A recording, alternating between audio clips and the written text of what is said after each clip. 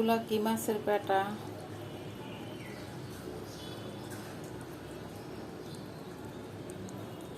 550 টাকা করে ইলিশ মাছ কিনলাম, 22টা মাছ হয়েছে। বলুন তো এক একটা মাছের দাম কত পড়ছে। তো আমি আজকে ইলিশ মাছ রান্না করব সরিষার তেল দিয়ে।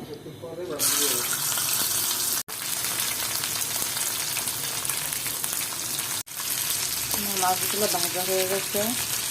মাছের ডিমগুলো আলাদাভাবে বের করে নিয়ে মাছের সাথেই কেটে নিয়েছি।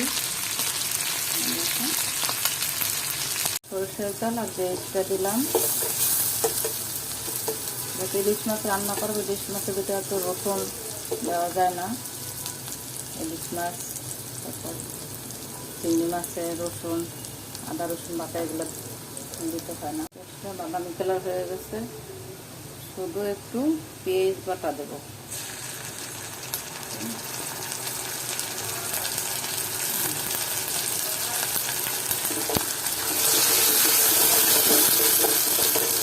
এখন ইলিশ মাছ যেটা ভিতরে মশলা দিয়ে মাছ একটু পানি দিয়ে দিলাম, ওটা ধুইয়া পানি দিয়েছি।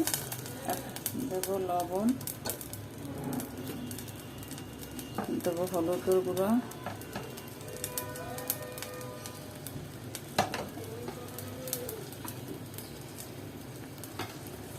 একটু মরিচটা একটু ঝাল থাকতে যাবে। এখন কষানো হোক।